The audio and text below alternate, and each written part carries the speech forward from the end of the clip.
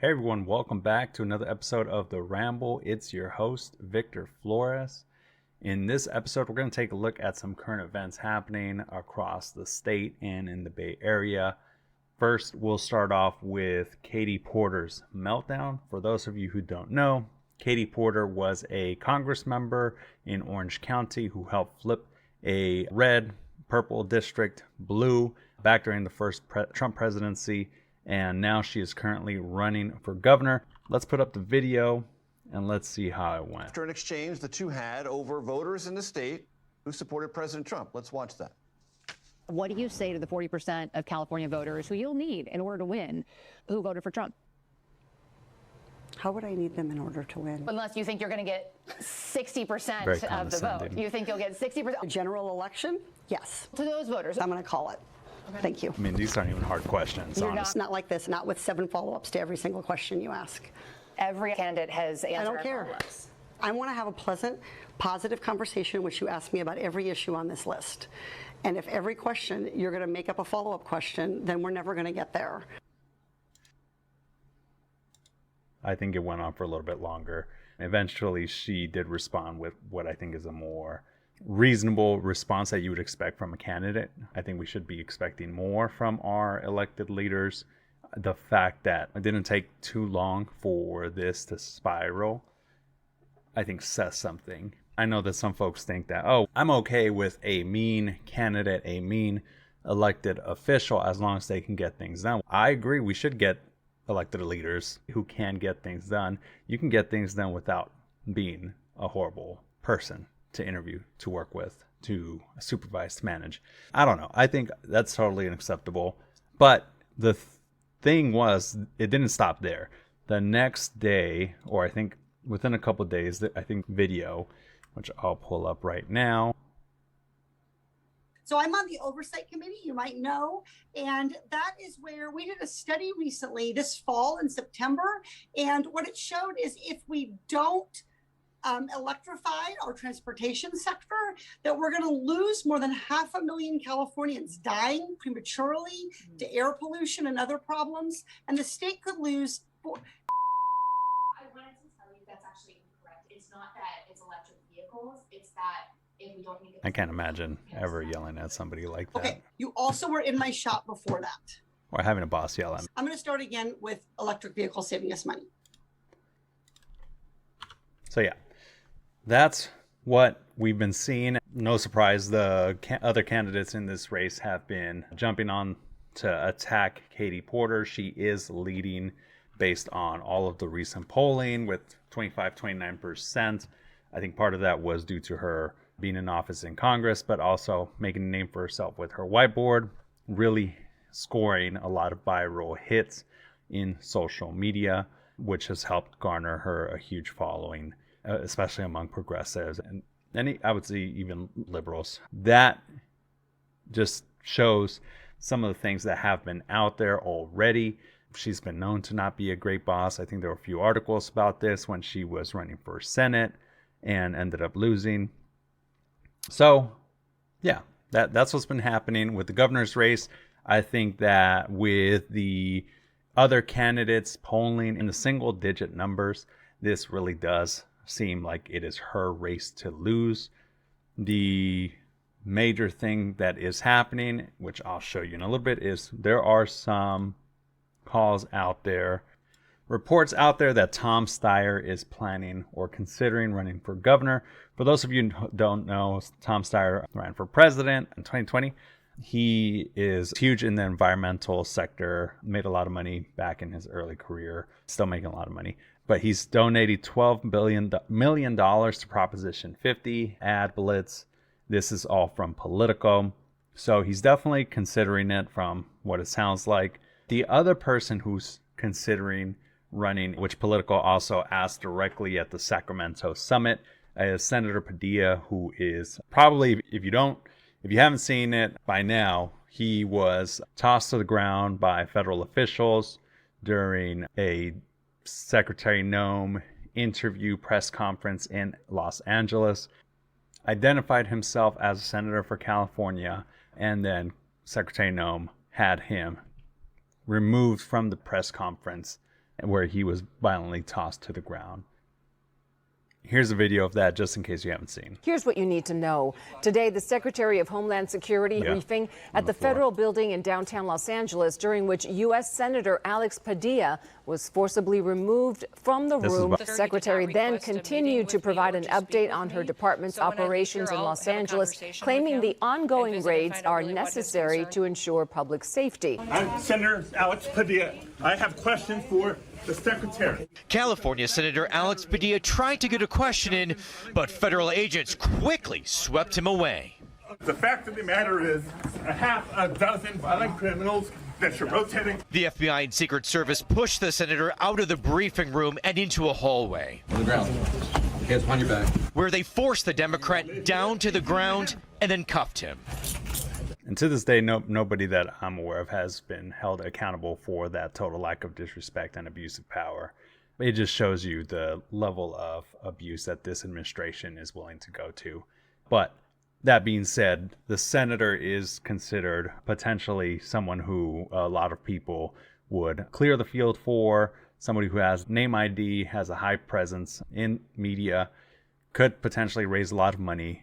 And he is also known as somebody who has been around for a long time in Sacramento, very popular in the state. He was elected at a pretty early age to the LA City Council, which is not like normal city councils. City gets to vote for it. It's usually under 100,000 people. LA districts are really big, so to do that from a young age is pretty notable accomplishment. Yeah, so he got elected in LA City Council, 7th District. After that, he went to the California State Senate, 20th District. Then he became Secretary of State before becoming a U.S. Senator. So long history. Folks in Sacramento do like people they know. So having those connections makes a big difference, especially when you're running for a statewide office. I think Alex Padilla could potentially clear the field if he jumps in. The question is, would you give up a U.S. Senate seat? Maybe. Who knows? So stay tuned for that. We'll see what happens. But it is very clearly something that is being discussed actively, not just with the Senator Padilla's team, but among the stakeholders and institutional folks in Sacramento. Next, one of the biggest stories to drop, I think today, probably this month, the Young Republicans, the National Federation of Young Republicans, there's a slate, and I'll talk about that in a little bit. There's a group of young Republicans that are in some hot water today. Someone shared a text thread from their Telegram group chat to the news. This is a Politico exclusive, and you should really just get a look at this. These are some of the messages that were shared within the Young GOP's group chat. The backstory here is that essentially there is a federal nationwide group called the Young Republican National Federation. Young Democrats also have one, the Young Democrats of America, YDA. So that group is 18 to 35. Republicans are 18 to 40. What happened was you had two opposing slates. On one side was the incumbent slate Grow Young Republicans, led by Hayden Paget, who won the election. And then on the opposing side, you had Restore Young Republicans, which was chaired by Peter Giunta. These are some of the messages. I highly recommend you go read it for yourself. It's not that long of an article, but goes into detail some of the things that they talked about, joked about. A lot of racial slurs used in that group chat. Talk about how they love the mustache man, how they look forward to using gas chambers, how they love Yahtzees, things of that nature. It is honestly not surprising. Horrible that it still happened. Horrible that people are talking like that. And they even acknowledge in the text thread that if anybody outside of that group was to see those messages, that they would be cooked in quote unquote for real. So since this story has gotten out when the reporters were reaching out for comments and to get people's feedback. A lot of the elected officials who supported this slate, a lot of the state leaders from young democratic organizations have disavowed them, have called for these folks to step down from whatever leadership positions that they have. This just shows you, if this is what's happening with the young Republicans, I can only imagine how the older Republicans are talking. And it is unfortunate, but this is the reality of what we see playing out, not just in social media, but in policy, in the elections. Yeah, it's part of who and what they are. Now, whether the other slate engaged in similar conversations, jokes, whatever you want to call it, that we don't know, but I wouldn't be surprised. So just something for you to keep an eye on. I highly recommend you read that article, but it's very disgusting, and they should all be ashamed of themselves, and hopefully they face some sort of accountability for this. Next, over the long weekend, Governor Newsom finalized his signatures and vetoes on bills. In particular, for us, some of the things that you may have seen is Senate Bill 79, which we talked with Jordan about in the last episode. That was actually signed. It is now the law. So that should go into effect, I believe, in January. But what this would do is allow more housing near transit stops, specifically high-frequency transit. The other items, this from Cal Matters. If your parents are deported for children, you are now able to be cared for by a relative. That way you can have some continuity of care with family and people that you know. Another big bill, the insulin prices. On Monday, the governor signed a bill capping insulin copays at $35. He previously vetoed a similar bill back in 2023. So this is going to have a major impact for 3.5 million Californians. So definitely something that was important, especially with all of the concerns around healthcare right now. Another major bill is increasing firefighter pay from $1 to $7.25. That is a huge step in the right direction. For those of you that don't know, California firefighters rely a lot on incarcerated firefighters. So these are low security folks who live on the fire camps and spend their time fighting wildfires. This is in partnership with Cal Fire. It makes up a pretty significant portion of that firefighting response for the state. For a long time, they've been capped at, I want to say it's $1 a day. If this brings their hourly pay to $7.25 when they are fighting an active wildfire or an active fire. So another huge bill. Interesting to see how folks will react to that.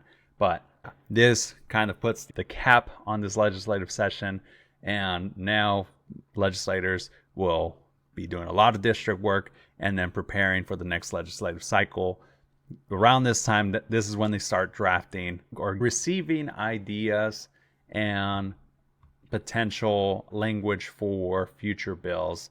So if you have anything you'd like to share with your legislators on priority things that you care about in your district or in the state, now would be a good time to send them emails, but making sure that you have some specifics for folks. Now, the final thing for today, the Oakland police chief is resigning. Chief Mitchell, who started in May of last year, came from Lubbock, Texas. He has announced that he is going to resign effective December 5th, which puts this back in the city of Oakland. I believe the police commission will support or lead on the recruitment effort. That's what happened last time around. They did a national recruitment. I wouldn't be surprised if they do that again if they can't find somebody internally. And after that, they'll bring them on board. It's no surprise that we have burned through another police chief. The situation in Oakland is really challenging. I think that the reality is that when you have a fiscal situation that is not secure, that is not stable, and then you just have a structural challenge with the high levels of crime that we face here and lack of resources, especially with recruitment and retention, that leads to a very frustrating and very stretched thin environment. So I don't think that it's necessarily, I don't put blame on the city council or the mayor. Crime has been going down for the last year and a half, 2 years. But the truth is that we have a police force that is stretched thin, not just because you can't retain and hire quickly enough to fill the gaps, but we also have a lot of folks who are out on leave for a bunch of reasons. So when that happens, typically you can't actually fill those positions. So if you have, let's just say, 100 officers who are out on medical leave, even if you have 1,000 police officers hired, you only have 900 that you can schedule, and you can't hire out for those 100 that are missing, and they can come back whenever, which also makes it challenging. It's not a great position to be in. I think that the only way to really get out of this is for the city to increase its revenues. One thing that a lot of people don't talk about, they talk about it in a silo. They don't mention that almost every city, every community is having a hard time hiring new police officers. Why is that? If you talk to a bunch of folks, not just police departments, but even firefighters, they believe that this is because the new generation of people are pivoting to careers that are more office-centric, more tech-focused, are not as physically and time-demanding, so they say, as things like public service, and in particular on public safety, police and fire. So this is not just an Oakland problem. This is a problem for a lot of communities. I just don't know that this is something that's easily fixable, and definitely ask the question, what can we do to offset some of the enforcement so that it doesn't necessarily have to be from sworn officers? That, I think, is one of the questions of the day, and we'll see how the city of Oakland approaches it. So that has been our episode for today in Current Affairs. Please let me know if you have any questions, if you have any comments on what is happening. Do you think Katie Porter should still be the front runner? Would you support her given everything that you know? How do you feel about Senator Alex Padilla jumping in the race? Does he excite you? Does any other candidate excite you? I would love to know. Make sure you drop that in the comments. If you are on YouTube, make sure you follow. And if you are on Spotify, make sure you follow along. And let me know your thoughts. All right, everybody. Take care.